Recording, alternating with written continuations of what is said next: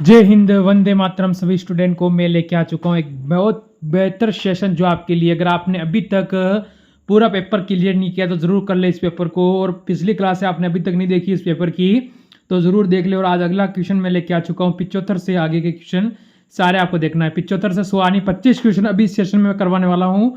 जो top question है 25 ही 25 question आपके सीईटी में देखने को मिलेगा मित्र। 25 में चॉइस आपको सही करने हैं, ध्यान रख लेना है।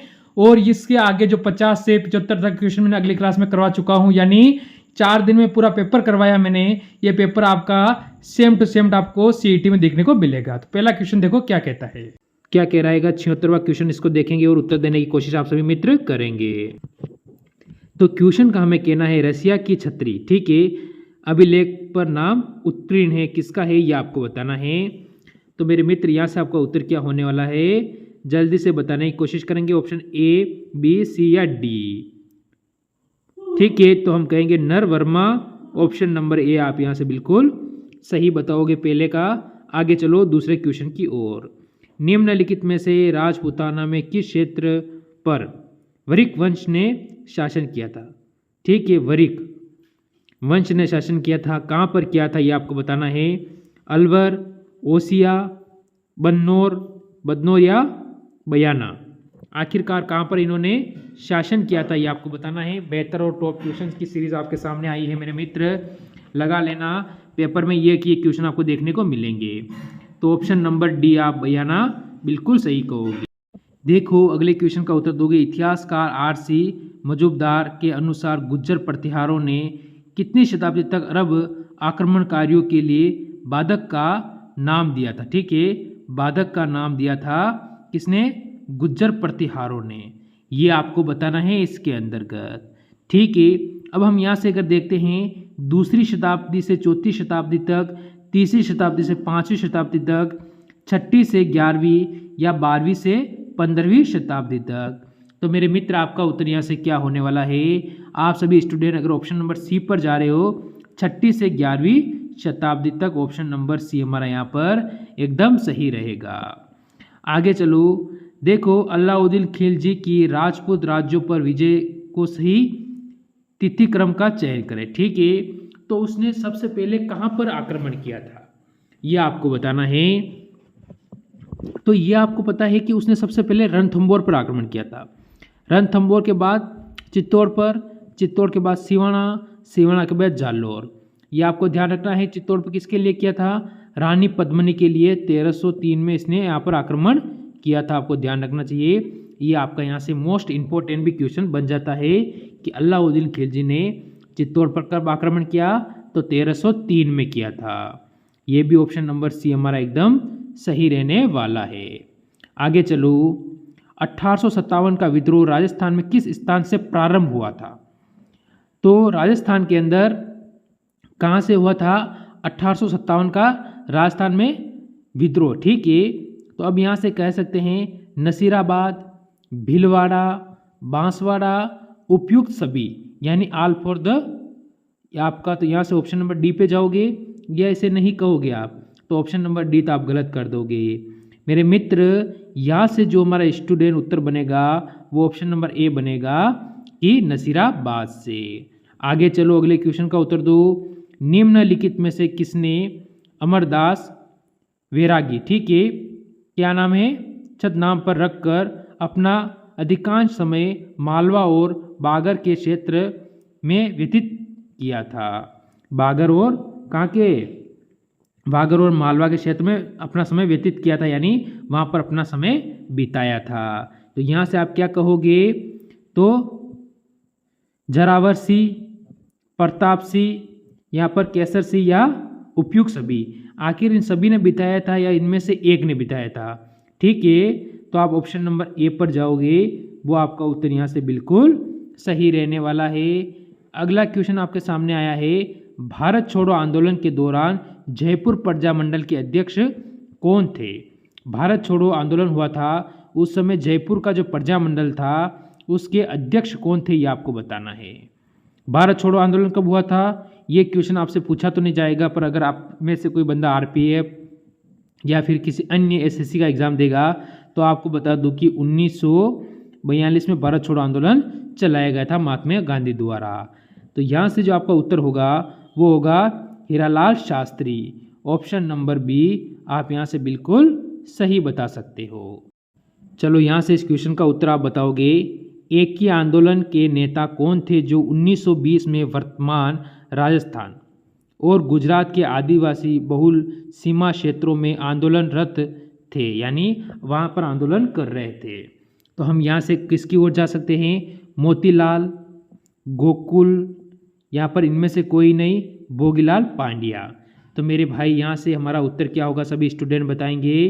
तो सभी यहाँ से कहेंगे मोतीलाल तेजावत। मोतीलाल तेजावत यानी ऑप्शन नंबर यहाँ पर ए बिल्कुल यहाँ पर सही है। आगे फिर एक क्वेश्चन आया है आपके सामने, मत्स्य संघ में कौन सा राज्य सम्मिलित नहीं है? यानी मत्स्य संघ जब बना था राजस्थान में तो उस समय कौन सा राज्य इसमें शामिल नहीं था? अलवर, भरतपुर, करौली, झालावाड़। चार में से आपका उत्तर क्या होगा मेरे मित्र? ये शामिल नहीं था, आपको बताना है। तो आप ऑप्शन नंबर डी बताओगे। कौन सा बताओगे? ऑप्शन नंबर डी बताओगे। आगे चलो, निम्नलिखित में से किस राजस्थान ग्रंथ में अलाउद्दीन खिलजी की जालोर विजय का वर्ण मिलता है? यानी कि अलाउद्दीन खिलजी ने जालोर पर विजय प्राप्त की थी। तो आपका उत्तर यहाँ से क्या होगा? तो यहाँ से मेरे मित्र हम यहाँ से कौन सा ऑप्शन बताएंगे जो बिल्कुल सही होगा? तो यहाँ से आप बताओगे option number A, B, C, D. तो क्या आप इसका बता सकते हो उत्तर? तो ये मैं SW दे दूँ, इसका उत्तर आप मेरे को कमेंट कर देना। बताएंगे सारे मित्र इस क्वेश्चन का उत्तर क्या आ रहा है आपके सामने। कवि राजा श्यामल दास, ठीक है, एक पुरातात्विकवेत्ता मुनि, जिन विजयों का जिस जिले में जन्म हुआ है वह जिला, ठीक है, विजय का वो जिसे जिले में उनका जन्म हुआ वो जिला भी आपसे पूछ रहा है। तो यहाँ से आप बांसवाड़ा, जालोर, भीलवाड़ा, सिरोही, आपका उत्तर यहाँ से क्या होने वाला है मेरे सभी भाई बताने की कोशिश करेंगे। तो यहाँ से हम कह सकते हैं ऑप्शन नंबर बी बिल्कुल सही होगा आपका उत्तर यहाँ से। आगे चलो, चलो ये तो हो गया, इसका उत्तर दो। कुमट दुर्ग, ठीक है, कौन सा? कुमट दुर्ग है के नाम से भी कौन सा दुर्ग जाना जाता है? कौन से दुर्ग के नाम से? कुमट दुर्ग, ठीक है। तो यहाँ से हम कह सकते हैं 56 की पहाड़ियों या फिर सिवाना, इनमें से कोई नहीं। तो आपका उत्तर यहाँ से क्या हो जाएगा कि आप अपना बिल्कुल सही उत्तर यहाँ से दे दोगे। तो मेरे भाई यहाँ से अगर ऑप्शन नंबर आप बी पर जा रहे हो सिवाना, तो बिल्कुल सही होने वाला है। आगे चलो, राजस्थान का कौन सा राज्य घराना एकलिंग जी के रूप में शिव का उपासक था? यह आपको ध्यान रखना है, राजस्थान का राजघराना आपसे पूछा गया है। एकलिंग जी यानी मेवाड़ के राजा, ठीक है, मेवाड़ के क्या कहते हैं? राजा कह सकते हैं उनको आप, ठीक है, क्योंकि मेवाड़ का कोई भी शासक होता था तो वो उनके सिंहासन से ऊपर सिंहासन किसका रखते थे? एकलिंग जी का रखते थे। तो आप यहाँ से अपना उत्तर क्या दोगे मेरे भाई? आप सभी कहोगे मेवाड़, मारवाड़, कोटा और जयपुर। तो ऑप्शन नंबर ए अपना बिल्कुल सही है, मेवाड़। फिर आगे बढ़ो क्वेश्चन की ओर। यहाँ से क्या होगा? 90 नंबर का क्वेश्चन का उत्तर देंगे। जोधपुर में प्राचीन राजाओं की छत्रियों एवं उद्यान के लिए प्रसिद्ध स्थान है। तो वो कौन सा स्थान सबसे प्रसिद्ध है? जोधपुर में प्राचीन राजा और छत्रियों के उद्यान, ठीक, के लिए प्रसिद्ध स्थान आपको बताना है। यहाँ से मंडोर, देखो मंडोर भी कहाँ है? जोधपुर के अंदर ही, आपको ध्यान रखना है। मंडोर कहाँ आता है? तो जोधपुर, यानी यहाँ से ऑप्शन नंबर ए ही अपना उत्तर बिल्कुल सही रहने वाला है। फिर आगे चलो, क्या कहता है? ग्रासिया, क्या कह रहा है क्वेश्चन? ग्रासिया जनजाति की, ठीक है, प्रधानता पाई जाती है। यानी जो प्रधान होता है ग्रासिया जनजाति का वो कौन होता है, ये आपसे पूछ रहा है, ठीक है। जाती है, सॉरी, प्रधानता पाई जाती है। अब यहाँ तो ऑप्शन जिलों का दिया गया है, तो यहाँ से जिला है उदयपुर जिले में, बांसवाड़ा जिले में, सिरोही जिला और जयपुर जिला। यहाँ से हम कौन से ऑप्शन के जिले पे जाएंगे?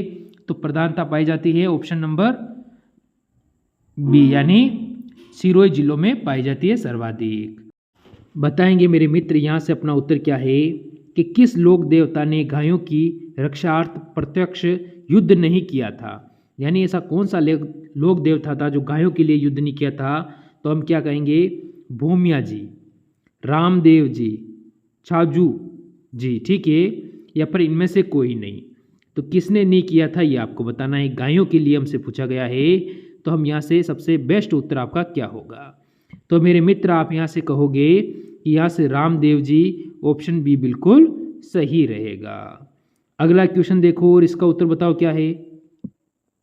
ठीक है, सलेमाबाद, ठीक है, सलेमाबाद के बारे में पूछ रहा है, तो आप यहाँ से क्या कहोगे, जल्दी बताओगा इसका उत्तर।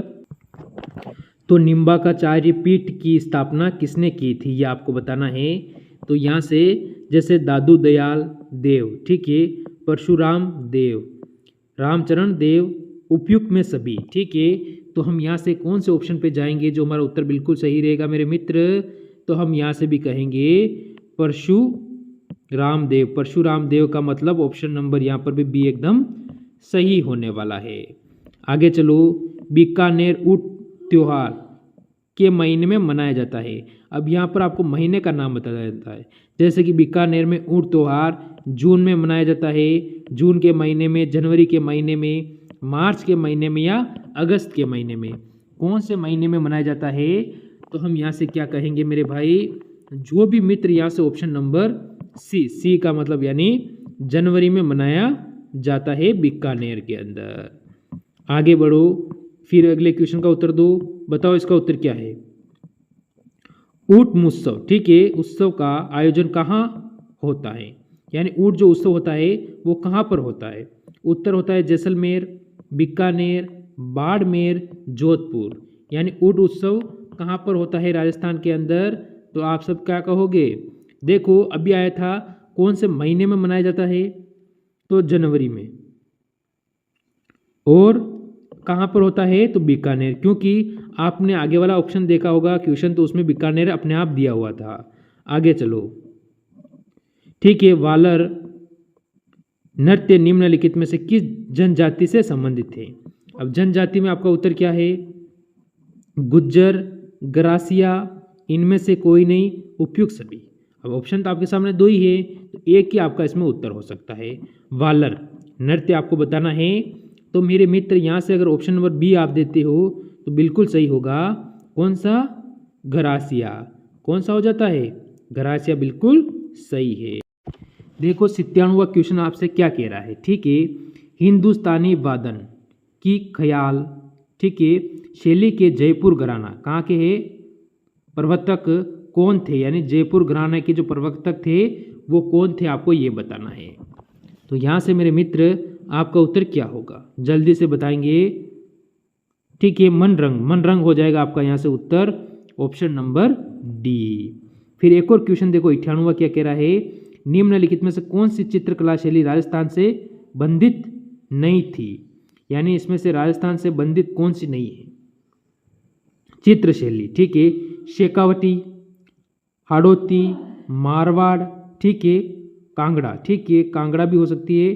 तो आप यहाँ से उत्तर कौन सा दोगे जो कि आपको लगता है कि आपका उत्तर यहाँ से बिल्कुल सही है, तो आप सी ऑप्शन पर जाओगे जो हमारा बिल्कुल सही होने वाला है। आगे चलो, अगला क्वेश्चन, केरी बात की ओढ़नी की जनजाति स्त्रियों में लोकप्रिय है। ठीक है, स्त्रियों, स्त्रियों नहीं होगी, यहाँ स्त्रियों होंगी, टाइपिंग थोड़ी सी प्रॉब्लम हो गई, तो लोकप्रिय है। कौन सी जनजाति की औरतें ओढ़ती हैं, जाट महिलाएं, आदिवासी महिला, ब्राह्मण महिला या राजपूत महिला, कौन सी है ओढ़नी, ठीक है, केरी बात की। तो केरी बात की जो ओढ़नी होती है वो राजस्थान में ऑप्शन नंबर बी आप कहोगे कि आदिवासी महिलाएं ओढ़ती है। आज का लास्ट और अंतिम और टॉप और बेहतर क्वेश्चन का उत्तर आप सभी मित्र देंगे, क्या हो रहा है। देखो, निम्नलिखित में से कौन सी बोली मारवाड़ी और मालवी का मिश्रण मानी जाती है। देखो, मारवाड़ी भी है और मालवी भी है, यानी दोनों का मिश्रण कौन सी बोली है ये आपको बताना है। ठीक है, ढूंढारी या फिर रागड़ी, इनमें से कोई नहीं, उपयुक्त सभी। तो आप यहाँ से क्या कौन से पे ऑप्शन पे जाओगे जो सही है, तो आप कहोगे रागड़ी। रागड़ी का मतलब ऑप्शन नंबर बी यहाँ पर सही है। तो ये थे आज के टॉप क्वेश्चन। मेरे मित्र कमेंट करेंगे इनमें से 25 में से आपका टारगेट कम से कम 24 प्लस का रहा है या नहीं रहा है। तो मेरे मित्र, इस क्लास को मैं यहीं विराम दूंगा और कल और वापस मिलेंगे BSTC के टॉप क्वेश्चन के साथ। जय हिंद, जय भारत।